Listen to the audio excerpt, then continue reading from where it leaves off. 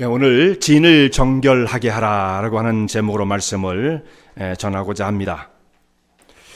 정결을 위해서 그 진 가운데 있는 혹은 부정한 사람이 있다고 한다면 그 사람들을 진 밖으로 내어 보내라. 오늘 그렇게 말씀하고 있어요. 이것이 전체의 가장 중심적인 말씀이 되어집니다. 이렇게 함으로써 그 사람이 한 사람의 부정으로 말미암아 진 전체가 함께 오염되어지는 일을 피해야 된다라는 것이죠. 왜냐하면 그 진은 하나님께서 거하시는 곳이 되기 때문에 거룩을 유지해야 합니다. 정결을 유지해야 합니다. 그래서 진을 정결하게 하라는 주제의 말씀인데요. 민수기를 통해서 이스라엘 백성들이 하나님의 군대로 부름을 받았다라는 것과 또 이스라엘 백성들이 하나님 앞에 왕같은 제상으로 세워져서 주 앞에 경배하는 자다, 예배를 드리는 자다라고 하는 이 부름을 받은 백성들의 신분이 무엇인지를 우리에게 가르쳐 주신 바가 있죠. 우리가 어떤 사람인가를 잘 깨닫는 것이 참 중요합니다. 그리스도의 군사요, 경배 드리는 자다. 그 밖에 이 두 가지만 있는 건 아니에요.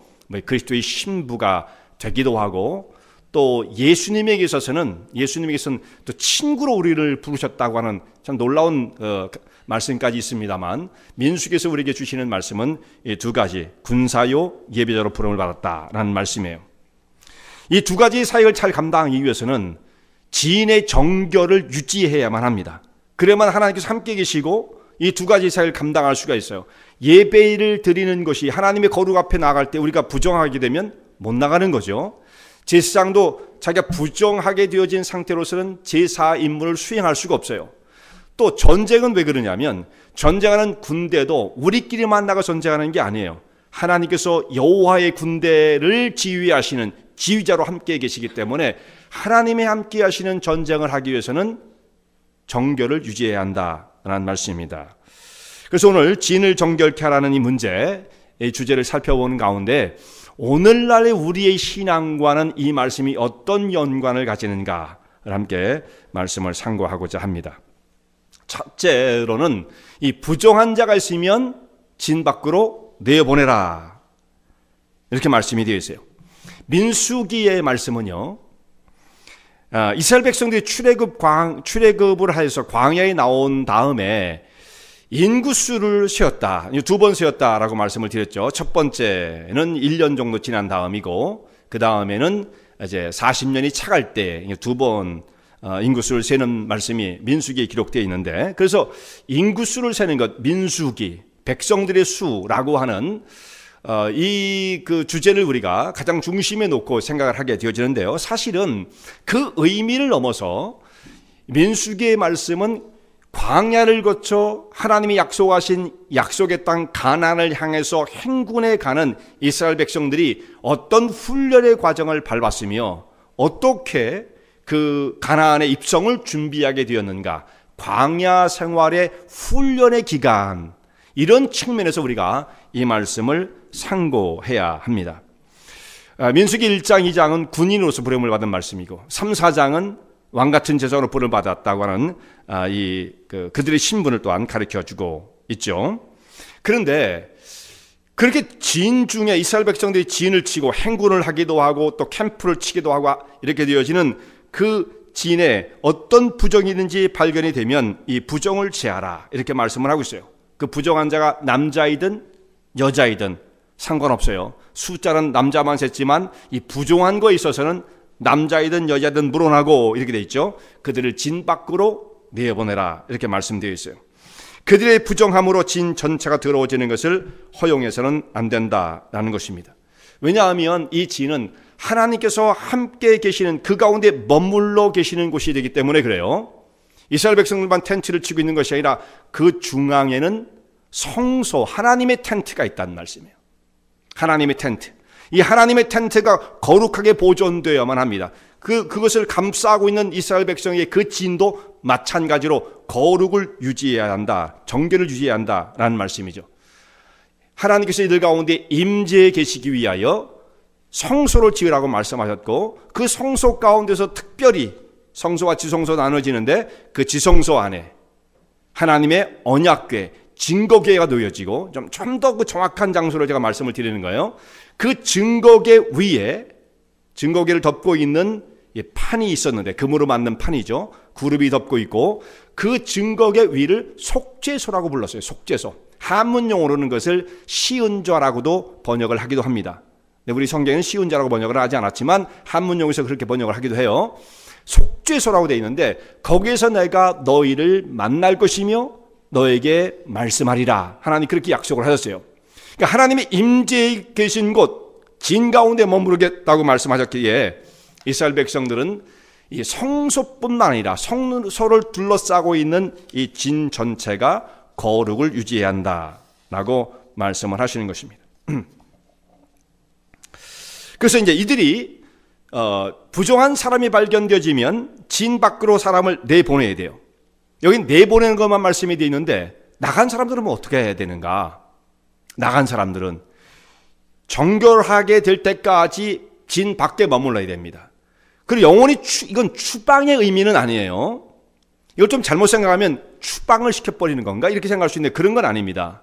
진 밖에 잠시 격리를 시키는 거예요. 밖에 머물러라.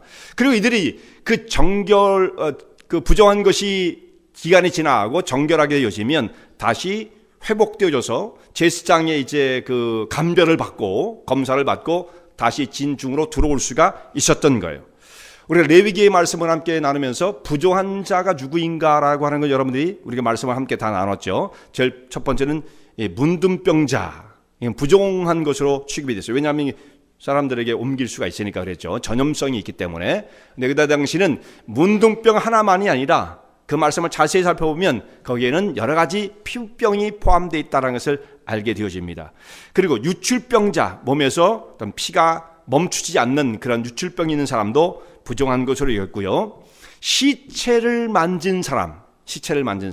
어차피 우리가 장례를 하다 보면 시체를 만질 수밖에 없겠죠. 그렇다 손 치더라도 그 사람은 부정한 자가 되어지는 거예요. 밖에 나가 있어야만 했던 것입니다. 그래서 이 부정의 기간이 지나면 다시 복귀가 될 수가 있었던 것이죠. 하나님의 공동체는 항상 정결을 유지해야 하기 때문에 이들은 다른 사람을 오염시키지 않기 위해서 진 밖에 머물러야 했다. 이게 첫 번째 주제의 말씀이고요. 두 번째는 사람과 사람 사이에 이 부정이 발생되어지면 그 부정을 제거하라, 이렇게 말씀을 해요. 죄를 짓는 것은 남자만 짓는 게 아니죠. 또 사람 수를 셀 때는 남자만 셌어도 남자도 죄를 짓고 여자도 죄를 지을 수가 있어요. 사람들이 만약에 범죄를 하여서 그 패역이 하나님 앞에 죄를 얻게 되어지거든 그 사람은 반드시 그 죄를 사하기 위해서, 사함을 받기 위해서 죄를 처리해야만 하는데요. 사람과 사람 사이에 발생한 죄이지만 그 사람에게만 죄를 지은 것이 아니라 그 범죄 행위는 하나님 앞에서 범죄가 되어지는 거예요. 그러니까 그 사람하고도 해결을 해야 되고 하나님하고도 해결을 해야 돼요. 이 죄는 우리 사람끼리 해결했다고 끝나는 건 아니에요. 하나님 앞에 그 죄의 사함을 받아야만 하는 것입니다. 이걸 어떻게 해야 되느냐면, 죄라는 것을 해결하는 방법은 제일 중요한 것은 뭐냐면 제사를 드리는 거다, 이렇게 생각할 수도 있는데요. 더 중요한 게 있어요. 중요한 건 뭐냐면 반드시 그 사람이 자기의 잘못을 자복을 해야 돼요. 이게 참 어려운 거예요. 자기 잘못을 스스로 고백한다. 내가 정말 잘못했어요. 정말 미안해요. 내가 그때 무슨 생각을 가지고 그랬는지 모르겠어요. 한 번만 용서를 해주세요. 정말 진심에서 우러나오는 자기의 잘못을 시인할 수 있어야 됩니다. 우리 사람들 용서 얘기를 많이 하잖아요. 자복이 없는 상대에게 용서라는 건 있을 수가 없어요. 너무 냉정하죠? 용서가 아닙니다. 자복이 있을 때만 용서가 가능한 거예요. 난 그 사람의 죄를 하나도 깨닫고 있지 않은데 난 무조건 널 용서해. 아이고, 마음도 넓으셔요. 그건 용서가 아니에요. 그냥 긍휼을 베풀 뿐입니다. 용서와 긍휼은 좀 차이가, 개념상 굉장히 큰 차이가 있어요. 하나님께서도 죄인들을 긍휼히 여길 수 있어도 그 사람이 죄를 고백하지 않는데 내가 널 용서해 줄게, 이런 법은 없어요. 하나님도 하시지 않는 것을 우리는 할 수 없습니다. 무슨 개념인지 여러분 분명히 아시겠죠? 그러니까 제일 중요한 건 뭐냐면 그 사람이 자기의 죄를 시인하는 것이 이렇게 중요해요. 사람들마다 근데 그걸 안 해요. 그러니까 죄 사함이 이루어지지 않는 거예요. 참 중요한 개념입니다. 먼저 그래서 자기의 죄를 자복하라. 이것으로 끝나는 게 아니에요. 만약에 그 사람이 다른 사람에게 손해를 끼쳤거든, 손해액의 5분의 1을 더하여, 손해액은 다 갚아주고 당연히 그 중에 5분의 1을 더해서 배상을 하라, 이렇게 말씀이 되어 있습니다. 그 사람을 찾아서 배상을 하려고 찾았는데 당사자가 없다. 자기는 다 뉘우치고 하나님 앞에도 자복을 하고 그 사람을 찾아 이것을 배상하려고 했는데 상대방이 없다. 그러면 그 사람의 친족을 찾아서 배상을 하고, 친족도 없다. 그러면 그것을 제사장에게로 가져다 주라. 아주 하나님은 철저합니다. 애누리가 없어요. 예수님이 계속 말씀을 보는데 애누리가 없어요. 우술이 뛰어 그런 거 없어요. 철저하게 다 계산을 하십니다. 그리고 속죄를 위해서 속죄의 수양을 준비해야 되는 거죠. 이것은 자기가 자기의 죄를 스스로 깨달았을 때에 시행되어지는 방법이에요. 그 경우에는 자기가 죄를 자복한 후에 배상을 해야 한다라고 말씀하고 있죠. 하나님께서 거룩하신즉, 여호와께서 거룩하신즉 너희도 거룩하라. 우리 거룩을 명령하시는데, 사람은요 참 거룩하게 산다는 것은 너무도 힘든 일입니다. 그러니까 사람이 죄를 안 짓는 사람은, 예수를 아무리 잘 믿어도 그 사람은 없어요. 세상에 그런 사람은 없어요. 그냥 우리가 다 허물이 있어요. 오늘도 허물을 지니고 사는 사람들이에요. 너무 그 허물을 가지고 막 집요하게 사람을 공격하면 안 돼요. 당신도 있고 나도 있잖아. 서로 긍휼히 여기는 마음을 가져야 되는 거죠. 너무 섭섭해, 저 사람은 나쁜 사람, 이렇게 낙인을 찍어서도 안 되는 거고요. 왜냐하면 사람이 다 부족한 것이 있을 수밖에 없기 때문에. 그런데 부족하기 때문에 그것을 정당화시킬 수는 없습니다. 그것을 반드시 해결을 해야 돼요. 그것은 바로 자복과 하나님 앞에 드리는 속죄의 제사, 그리고 배상, 이 과정들을 다 거쳐야 된다라는 말씀입니다. 죄를 짓고 난 다음에 속히 돌이키는 게 중요해요. 빨리 그 죄를 깨닫고 속히 돌아오는 것. 죄를 쌓아놓기 시작하면 한정이 없습니다. 만약 죄를 쌓아놨잖아요? 그럼 나중에 그 죄를 어떻게 해결할 수 있겠습니까? 그때도 자복밖에 없죠, 물론. 근데 문제는 뭐냐? 죄를 쌓아놓게 되는 사람은 절대로 자복이 이루어지지 않아요. 심령, 마음이 화인 맞은 자처럼 단단히 굳어지기 시작하기 때문에 이런 사람들은 쉽게 돌아오기가 어려운 것입니다. 그러니까 상습적으로 늘 그런 죄를 짓는 사람들은 회개도 안 해요. 그런 사람들은. 죄를 잘 안 짓는 사람들이 무슨 일이 생기면 더 그걸 민감하게 생각하고 아파하고 고통을 당하면서 회개를 하는 거죠. 그러니까 회개하는 사람은 죄를 많이 지은 사람들이 아니에요, 사실은. 여러분, 지금도 여러분들이 회개하는 마음, 그런 영성, 마음을 갖고 있다면 죄를 안 지려고 노력하는 사람들, 거룩하게 살려고 애를 쓰는 사람들, 그런 사람은 늘 회개를 하는 거예요. 나는 아무리 봐도 회개할 게 없어. 별로 뭐가 뭔지를 구분하지 못했을 뿐만 아니라 그냥 막 가기 때문에 그래요. 이걸 너무도 많이 쌓아가지고 어디부터 꺼내서 정리해야 할지를 모르는 사람 쌓아두는 거죠. 이렇게 되어지면 나중에는 하나님께 돌아온다는 게 거의 불가능하다는 거예요. 여러분, 교회만 다닌다고 죄사함을 받고 그러는 건 아닙니다. 말씀의 세계로, 은혜의 세계로 자기의 심령을 비춰볼 수 있어야 한다는 말씀이죠. 자, 서로 간의 사람과 사람 사이에 죄가 저질렀지만 당사자 간의 문제인 것처럼 보이지만 이것은 두 사람의 문제로 끝나지 않는다는 것입니다. 성경이 그렇게 말씀하고 있어요. 두 사람의 문제로 끝나지 않고 이것은 지인의 질서를 파괴하는 것이다. 우리끼리 뭐 문제가 좀 있었어요. 그게 아니에요. 이건 지인의, 하나님이 거하신 거룩한 공동체의 영적 질서를 파괴하는 행위다. 그 문제를 바로잡아야 된다, 이 말씀이에요. 그렇지 않으면 그 지인이 오염을 받게 되어지고 힘을 잃게 되어진다라는 말씀입니다. 만약 자기가 자기 죄를 스스로 깨닫게 된 사람은 어떻게 되냐면 5분의 1만 더해서 배상을 하면 돼요. 근데 이걸 딱 쌓아놓고 있고 버티고 있다가 나중에 이제 그 죄가 발각이 됐어요. 그래서 책임을 추궁당하면 어떻게 되느냐? 그때는 이제 형사소송을 걸린 거예요. 형사소송, 소추가 된 거예요. 말하자면 그렇게 해서 책임을 묻게 되어지면 이 사람은 4배, 최소한 4배 내지 5배로 갚게 되어집니다. 징벌적 배상의 형벌을 받게 되어지는 거예요. 5분의 1만 더 하면 됐는데 자기 스스로 회개하면. 근데 버티고 있다가 나중에 걸리면 4배요?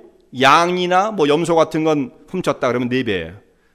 소, 중대한 걸 훔쳤다, 중죄다 그러면 가중처벌을 하죠. 5배 이렇게 갚아야만 했습니다. 하나님께 이렇게 차등을 둔 것은 사람에게 하나님 앞에 나와서 스스로 자복하고 그때그때 자복하게 되어지는 것을 유도하시기 위함이고, 만약에 버틴 사람들에겐 더 큰 가중처벌을 내리심으로써 죄가 하나님 앞에 자기의 죄를 숨긴다는 것이 얼마나 무서운 것인가를 또한 깨닫게 해주시는 거죠. 그러니까 하나님의 이 당시의 그 율법의 체계도 굉장히 그 디테일했다는 것을 깨닫게 되어져요. 그냥 대충 주어진 것이 아니었죠.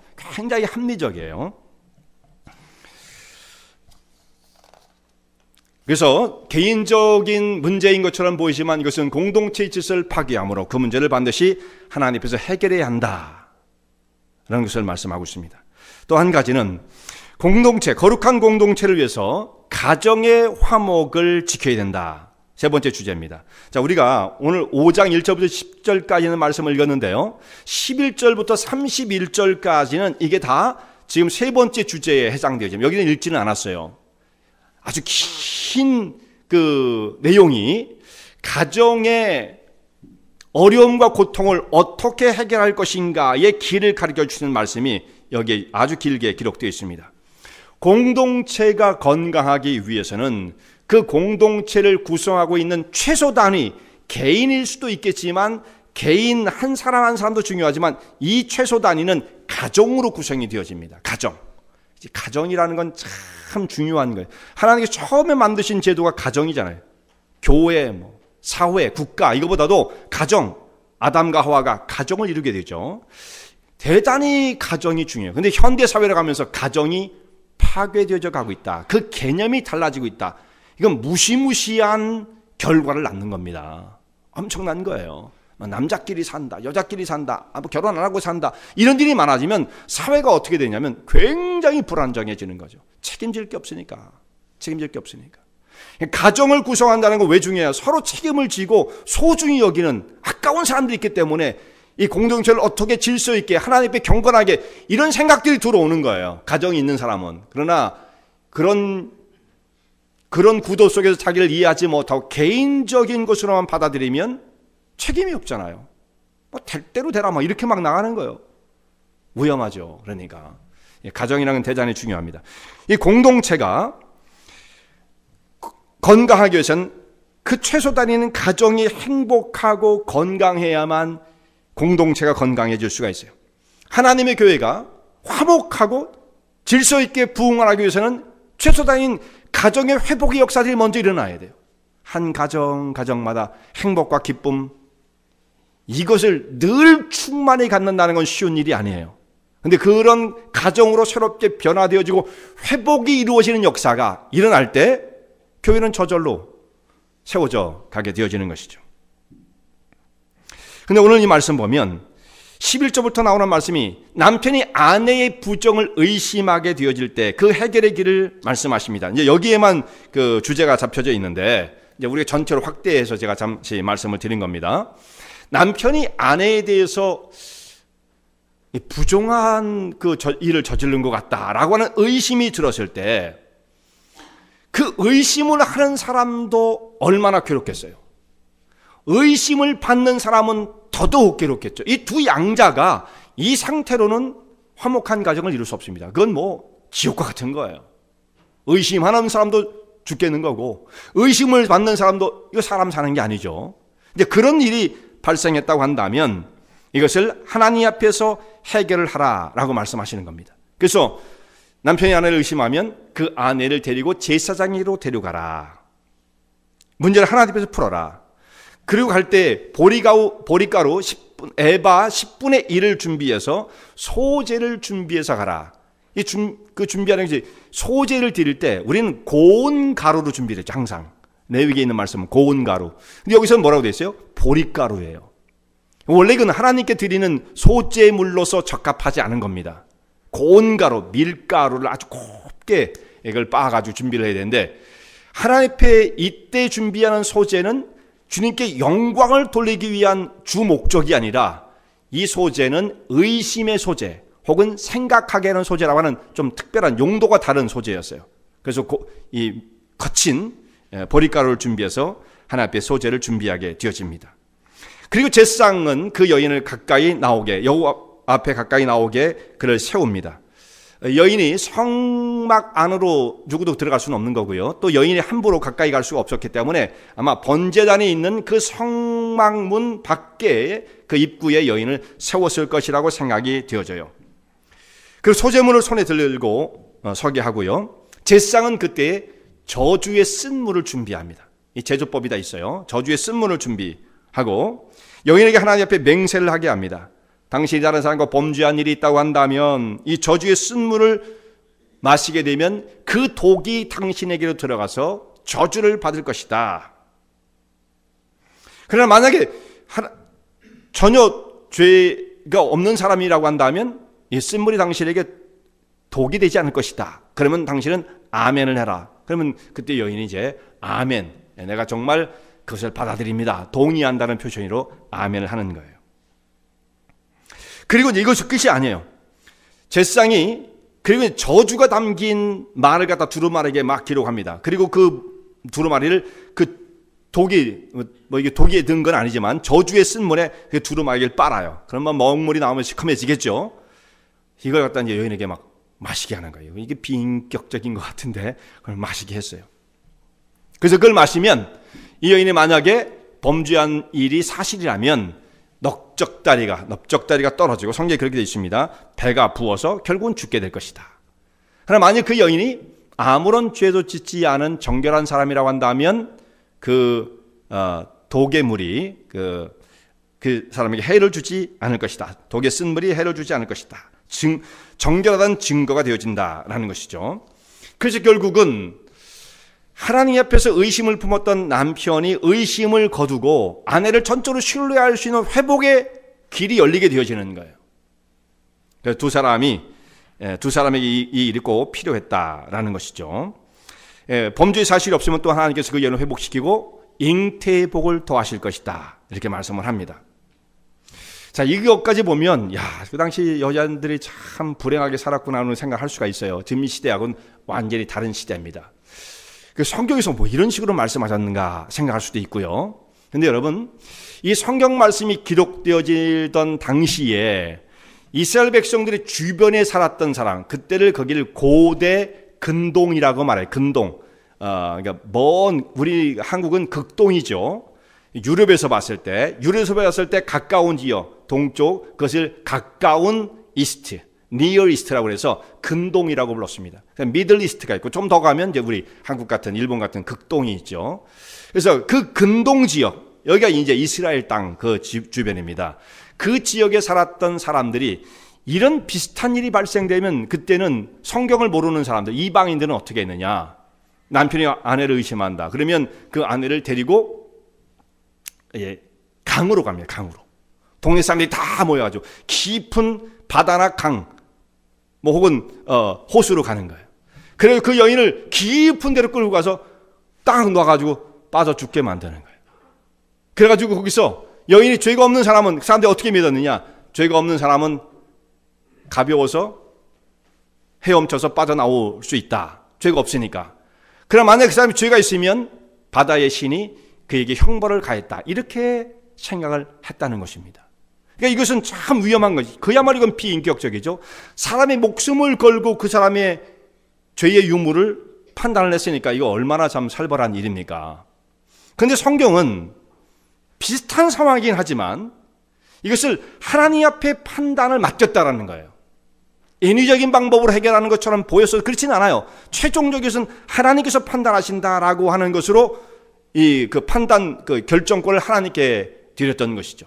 제사장 앞에 나와서 그 의심의 물을 마시게 하고 이렇게 모든 과정, 하나님께서 이 모든 것을 다 주관하실 것이다. 굉장히 사실상 어프로치 방법이 달랐다라는 것입니다. 이렇게 해서 남편과 아내 사이에 의심에서 벗어나 자유롭게 살 수 있는 길을 열어주셨다는 것이죠. 오늘 우리 현대의 눈으로 본다면, 이 당시에 남자는 죄를 안 짓나? 여자만 죄를 짓나? 도대체 이런 법이 도대체 어디 있었단 말인가? 이렇게 우리가 생각할 수 있고, 여자들은 다 억울한 취급을 받으며 살았다라고 생각할 수 있지만 우리의 시각으로 볼 때 그런 것뿐이에요. 이게 시간을 조금만 되돌리면 다 이렇게 살았어요. 그런데 성경에서는 오히려 이 당시의 사람들은 여자는 남편의 동등한 인격체로서 존중받지 못하던 시대였고 남편의 부속물 내지는 재산 중의 하나로 취급되어진 그런 시대였지만 하나님께서는 이와 같은 말씀을 통해서 남자와 여자가 존중을 받아야, 인격적으로 존중을 받아야 한다는 것을 말씀하고 있는 것이고요. 그 의심에서 벗어나 떳떳한 그 지위를 확보하고 삶을 살 수 있는 길을 열어주셨다.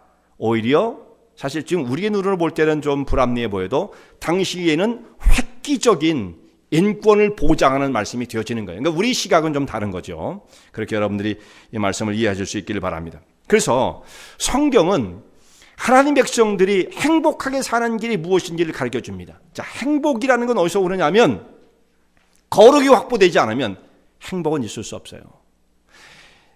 양심상 신앙적으로 자기 심령이 깨끗하고 평안을 잃어버리게 되어지면 행복이라는 건 있을 수가 없는 것입니다. 행복을 위해서 거룩을 유지해야 한다는 말씀이에요. 이 길을 또한 하나님께서는 열어주신 것입니다. 자, 여기까지 세 가지의 단계, 세 가지의 그 부류를 말씀을 살펴봤는데 이게 지인을 정결하게 하는 것과 다 관련이 있어요. 그럼 이 말씀이 오늘 우리에게는 어떻게 적용될 것인가? 현대교회의 적용에 대해서 말씀을 생각하겠습니다. 현대교회에서는 우리가 부정하게 되어지는 것을 피하기 위해 어떻게 해야 되는가? 이것은 오늘 우리에겐 교회로 이 말씀을 적용시킬 수가 있어요. 교회. 하나님의 영광이 거하는 이스라엘 백성들이 지인을 정결하게 해야 한다라고 하는 말씀을 대비를 시키면 오늘은 하나님이 영이 임재해 계시는 하나님의 전 교회가 거룩을 유지해야 한다라는 것을 말씀하고 있는 거예요. 이것이 이제 상관관계가 있는 것입니다. 교회에 한번 부정적인 것이 들어오게 되어지면 그 부정적인 세력은 가만히 있는 것이 아니라 누룩처럼 자꾸 옆에 있는 것들, 옆에 있는 사람들에게 그 세력을, 영향을 미치게 되어지는 것입니다. 이 죄의 문제가 그런 것이고요. 죄를 적극적으로 짓는 것이 아닌 영적인 해이, 무관심, 이런 것들도 나쁜 영향을 줘요. 별로 그것에 주의하지 않고 그냥 대충 하는 사람들 있잖아요. 이런 것들, 그냥 대충, 신앙생활도 그냥 대충 하자. 이런 것들이 주위에 있는 영적인 해이를 몰고 오는 것입니다. 이거 대단히 좋지 않은 것들이에요. 가만히 있는 게 아니에요. 혼자 그냥, 내가 개인적으로 그런 것 뿐이지 난 다른 사람에 영향을 주려고 하진 않았어. 이럴진 모르지만 영향을 강하게 주게 되어지는 것입니다. 물론 교회에서 신령한 것도 영향을 줘요. 거룩한 것. 예를 들어서 어떤 분이 신앙생활을 열심히 하려고 그런다. 기도도 열심히 하려고 그러고 정말 하나님 앞에서 바르게 신앙의 깊은 세계를 추구하려고 하는 그 경건한 삶을 이루려고 애쓰는 그 모습 다 알고 있죠. 자, 이런 분이 계시다고 한다면 그 주변에 있는 사람들도 자극을 받게 되어져요. 자극을 받죠. 자극을 받으면 좋은데 어떤 분은 프레셔를 받죠. 프레셔가 느껴진다. 좀 살살 해라. 그런 거 아니겠어요? 예. 그러니까 그것이 분명히 영향을 줄 수가 있습니다만 자극을 받고 프레셔를 받을 뿐이지 그것을 따라하는 것은 너무 힘들어요. 저분이 신앙생활을 잘하는 건 알겠는데 저것이 좋다는 건 알겠는데 그것을 따라 흉내내기가 너무나 어려운 것입니다. 왜냐하면 그건 저절로 안 되거든요. 엄청난 노력이 필요한 거예요. 신앙생활 그냥 되나요? 그분이 노력하는 것만큼, 그분은 많이 숙달되었으니까 조금만 해도 그렇게 되겠지만 옆에서 그걸 바라보는 사람은 거기까지 가보지 못했다고 한다면 얼마나 많은 인풋이 거기에 들어가야 그 흉내를 낼 수가 있겠습니까? 그러니까 여기는 많은 노력이 필요한 거예요. 그래도 될까 말까죠. 그걸 닮아간다는 건 참 어려운 일입니다.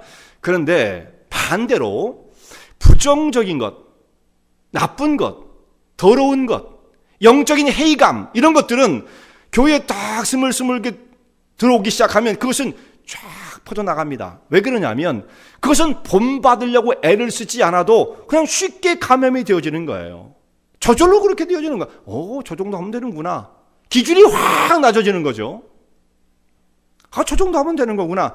왜 그렇게 쉽게 되어집니까? 그것은 노력할 필요가 없기 때문입니다. 왜 노력하지 않아도 그것이 되느냐? 그건 그쪽으로 자연히 흘러가도록 되어진 것이기 때문에 이것을 끌어올리는 건 힘들지만 떨어지는 건 쉽잖아요. 여긴 에너지가 필요 없어요. 놔두면 그렇게 되는 거예요. 가만히 붙어만 있으면 그 사람을 닮아가게끔 돼 있어요.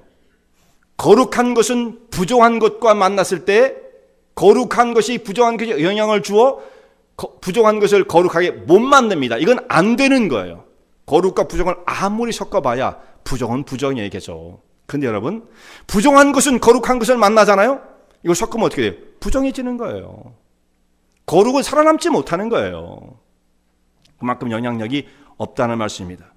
우리가 예수 그리스도의 거룩한 피로 말미암아 구속을 받은 하나님의 백성이 되었음에도 불구하고 우리 심령생 여전히 죄악의 본성이 남아 있어요. 아주 강하게.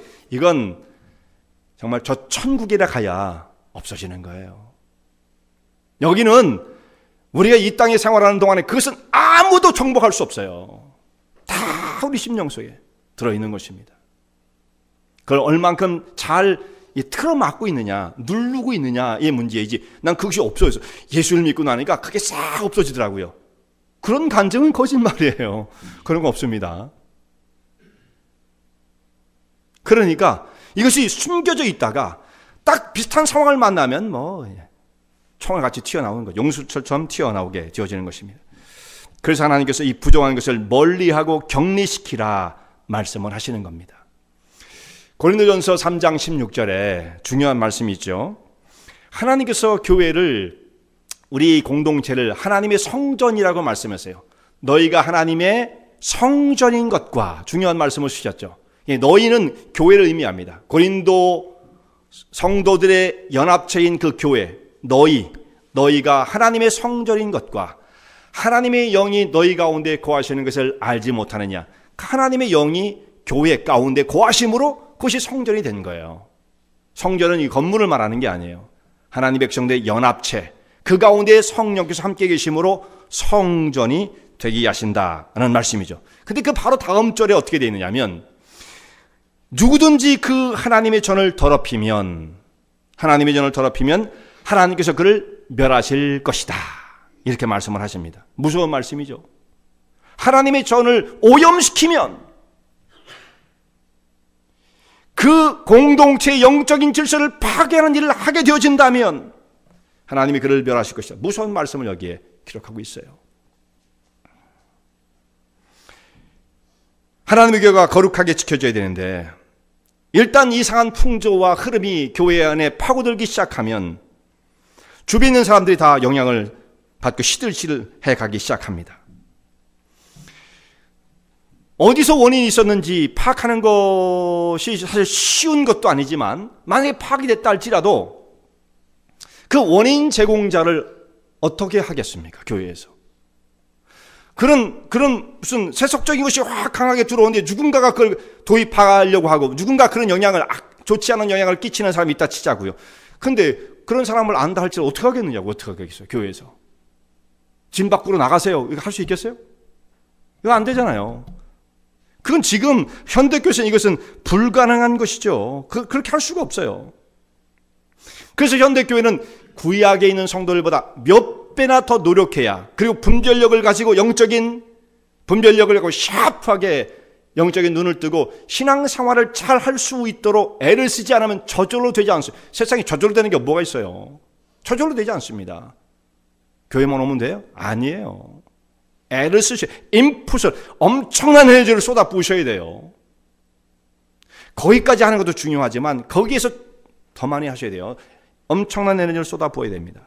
과거에는 이런 문제가 생기면 제사장이 알아서 당신 부정해, 당신 진 밖으로 나가. 레위인들이 또 고발을 해가지고 제사장에게 가서, 이 사람이요 지금 유출병자가 있고요, 그 다음에 시체를 만졌고요, 문둥병이 있어요. 그럼 제사장이 당신 나가. 그러면 진 밖으로 딱 나가는 거예요. 그러니까 제사장이 이것을 다 통솔을 해줬습니다. 그러니까 그 사람들은 마음 놓고 그냥 지내만 있으면, 그 가운데 거하기만 하면, 쉬운 말로 말하면, 지금 말하면 뭐예요? 교회만 오면 그게 가능했어요. 그 공동체 안에 머물러만 있으면. 그러니까 지금은 그렇지 못해요.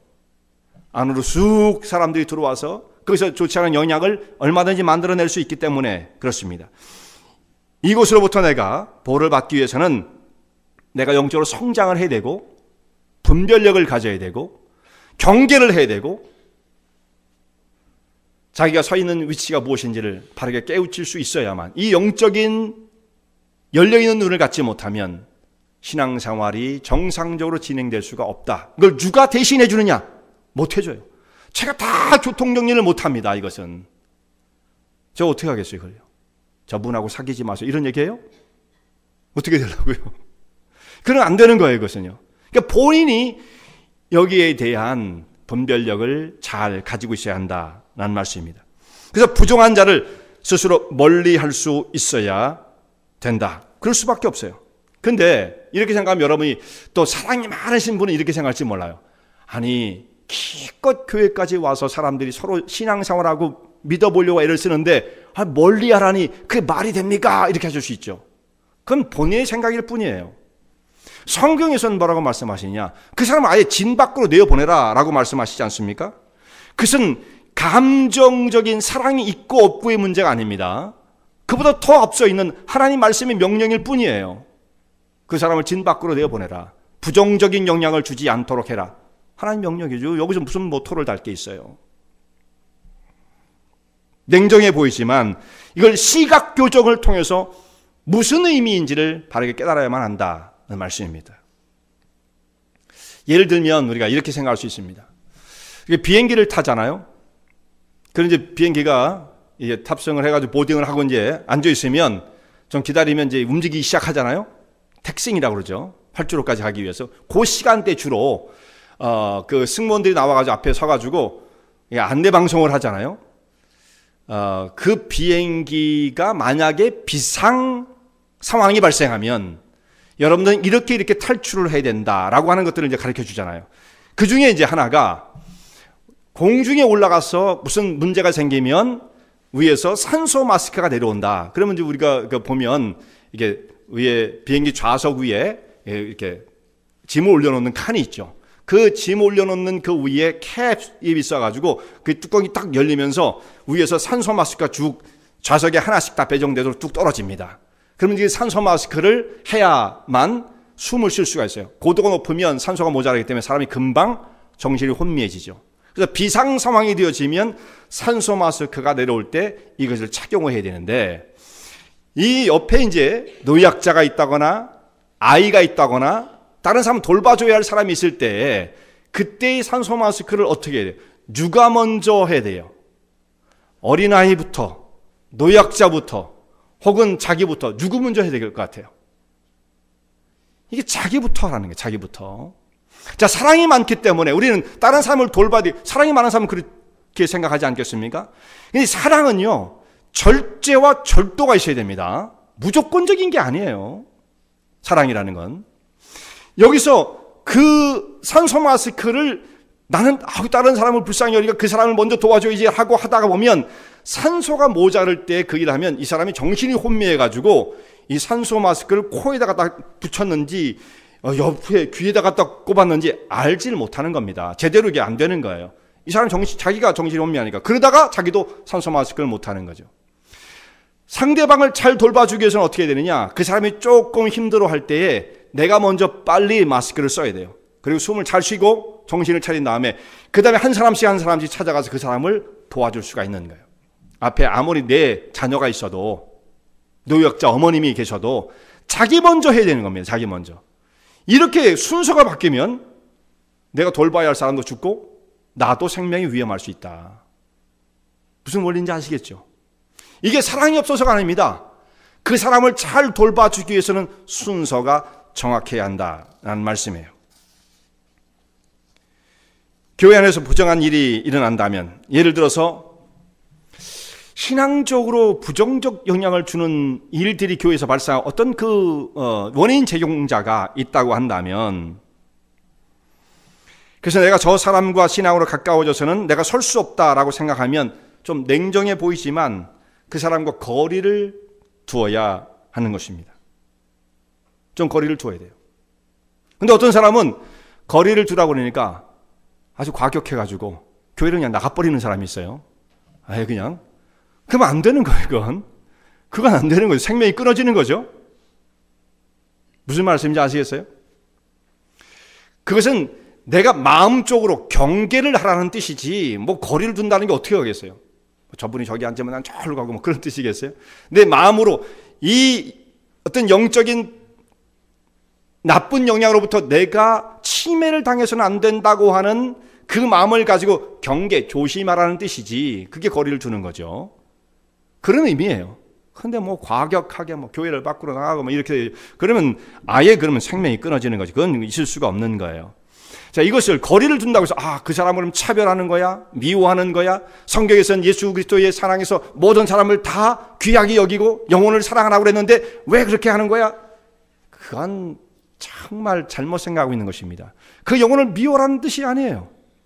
내 영혼이 세워져야만 그 소중한 영혼도 구할 수 있는 것, 이것이 진정한 사랑이에요.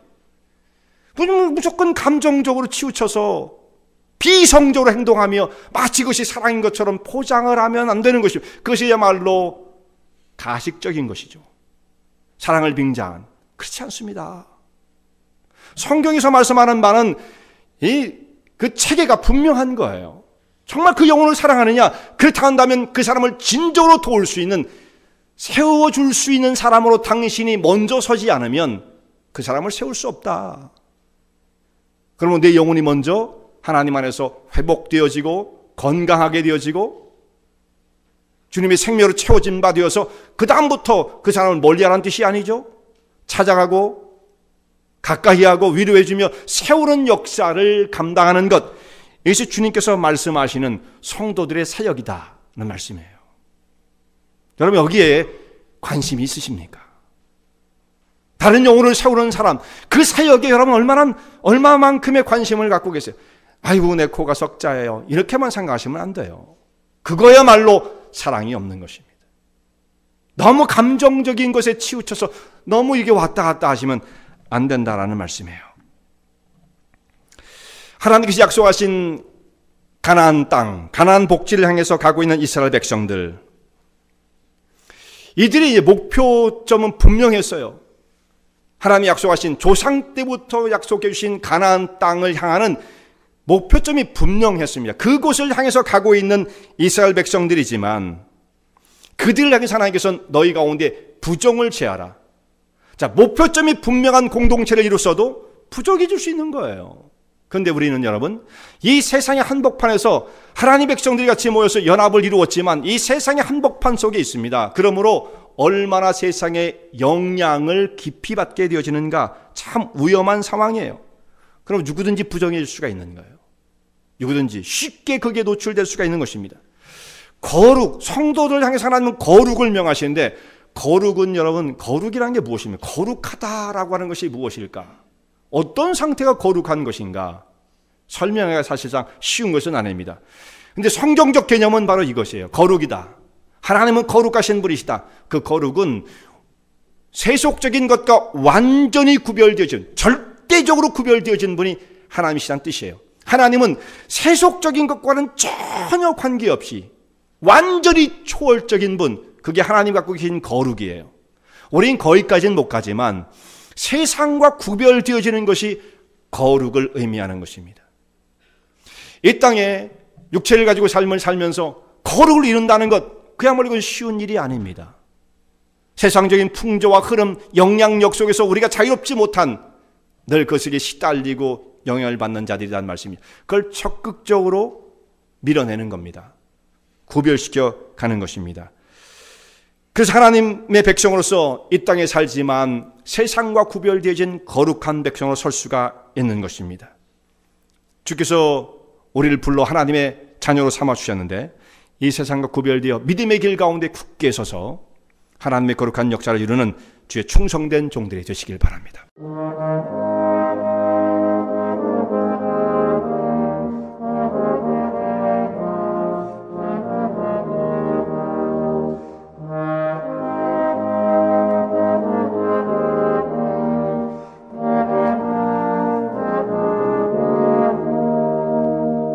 이 설교 말씀을 듣고 신앙 상담을 원하시는 분들은 847-962-4412번으로 전화 주시기 바라며 은혜와 진리 장로교회는 230 US 하이웨이 45번 인디언 크릭 일리노이 60061에 위치하고 있습니다. 주일 1부 예배가 아침 8시, 2부 예배가 11시에 있으며 새벽 기도가 매주 화요일부터 토요일까지 오전 6시에 있습니다. 그리고 금요 성경 공부가 저녁 8시에 있습니다. 하나님의 은혜와 은총이 항상 여러분과 함께 하시길 바랍니다.